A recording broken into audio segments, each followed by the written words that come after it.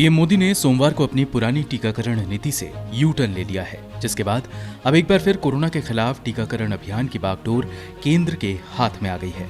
प्रधानमंत्री नरेंद्र मोदी ने 1 मई को भारतीय सरकार की उदारीकृत टीकाकरण नीति का ऐलान किया था, जिसके अंतर्गत केंद्र ने राज्यों को 18 से 44 साल के लोगों के टीकाकरण के लिए टीकों की 25% खुराक वैक्सीन निर्माता कंपनियों से खरीदने की इजाजत दी थी, जबकि खुद केंद्र 45 साल से अधिक उम्र के लोगों को मुफ्त टीकाकरण की सुविधा दे रहा था। हालांकि अब सरकार ने टीकाकरण गाइडलाइन 1.0 को कुछ बदलावों के साथ फिर से लागू कर दिया है। इसके तहत अब केंद्र सरकार ही वैक्सीन निर्माता कंपनियों से टीके खरीदेगी और उन्हें राज्यों को मुफ्त में देगी।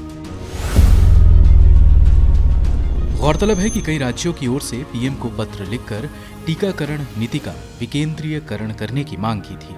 इसके अंतर्गत राज्यों ने सरकार से स्वतंत्र होकर टीके खरीदने की इजाजत देने की अपील की थी। सरकार ने राज्यों की इस मांग को मानते हुए 1 मई को घोषणा की कि केंद्र देश में कुल वैक्सीन उत्पादन का 50% हिस्सा खरीदेगा, जबकि राज्य 25% हिस्सा और निजी संस्थाएं टीकों की 25% खुराक खरीद पाएंगी। इसके साथ ही राज्यों को 18 से 44 साल के लोगों का पेड वैक्सीनेशन करने के निर्देश दिए गए थे। हालांकि केंद्र की इस नई टीकाकरण नीति 2.0 ने राज्यों के सामने कई मुश्किलें खड़ी कर दी। इस नई नीति के तहत केंद्र को तो टीके की खुराक 150 में मिल रही थी, वहीं राज्यों को इस खुराक के लिए दोगुने जबकि निजी संस्थाओं को तिगुने दाम देने पड़ रहे थे। इससे राज्यों ने उन पर आर्थिक बोझ बढ़ाने की बात कही।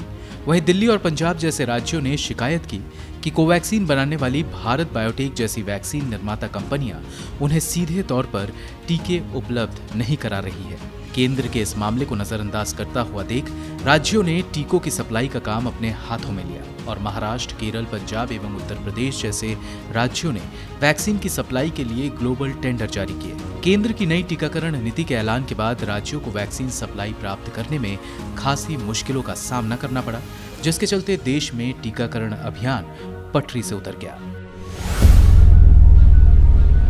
राज्यों की परेशानियों को लेकर केंद्र सरकार के गैर जिम्मेदाराना बर्ताव को देखते हुए सुप्रीम कोर्ट ने आखिरकार टीकाकरण नीति में मौजूद खामियों पर सुनवाई की और केंद्र से एक बेहतर वैक्सीनेशन पॉलिसी लाने के लिए कहा।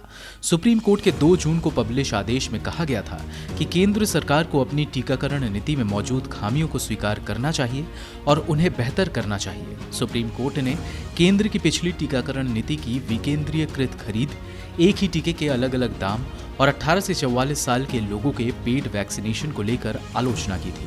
अदालत ने कहा था कि अगर केंद्र को टीके की एक खुराक 150 रुपए में मिल रही है, जबकि इसी खुराक के लिए राज्यों को दोगुने दाम देने पड़ रहे हैं, तो खुद केंद्र 100% टीकों को खरीद कर राज्यों को क्यों नहीं देता। अदालत ने साथ ही कहा था कि अगर राज्य 18 से 44 आयु वर्ग के लोगों के लिए टीके के पैसे दे रहे हैं, तब भी ये पैसा राज्यों को जनता से ही मिलता है, तो अंत में नुकसान सिर्फ जनता का ही है। सुप्रीम कोर्ट ने आर्टिकल 14 के तहत केंद्र की टीकाकरण नीति के औचित्य पर सवाल उठाए थे और साथ ही सरकार से बजट में वैक्सीनेशन के लिए निकाले गए 35,000 करोड़ रुपयों का भी लेखा जोखा मांगा था। केंद्र की पिछली टीकाकरण नीति में न सिर्फ कई खामियां थीं, बल्कि ये उलझन से भी भरी हुई थी। ये पता लगाना मुश्किल था कि किस राज्य को कब तक वैक्सीन की कितनी खुराक उपलब्ध होगी। हालांकि अब सरकार ने वैक्सीन की उपलब्धता को लेकर सभी बातों को साफ कर दिया है। अब साफ हो गया है कि सरकार वैक्सीनेशन पर 35,000 करोड़ नहीं बल्कि 45,000 करोड़ खर्च करेगी। हालांकि वित्त वर्ष 2021-22 की पहली तिमाही में सरकार ने सिर्फ 4,000 करोड़ ही वैक्सीनेशन पर खर्च किए हैं। केंद्र सरकार ने यह भी स्पष्ट कर दिया है कि उसे किस कंपनी से कब तक और कितनी टीकों की खुराक मिलेगी। केंद्र की दी जानकारी के अनुसार भारत में कुल 94 करोड़ लोग हैं जिनका टीकाकरण किया जाना है। इनके टीकाकरण के लिए 188 करोड़ टीकों की खुराक की आवश्यकता होगी। गौरतलब है कि मुख्य विपक्षी पार्टी की ओर से पिछले कई दिनों से ये मांग की जा रही थी कि केंद्र सरकार को टीकों की खरीद का जिम्मा अपने हाथों में ले लेना चाहिए और इनके वितरण की जिम्मेदारी राज्यों को दी जाए, तभी सभी लोगों तक वैक्सीन पहुंचाई जा सकती है।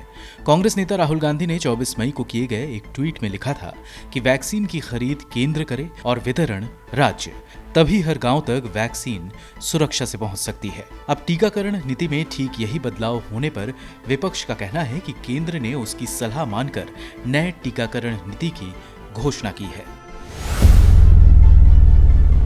केंद्र ने बताया है कि भारत में 16 जनवरी को टीके की पहली खुराक दी गई थी।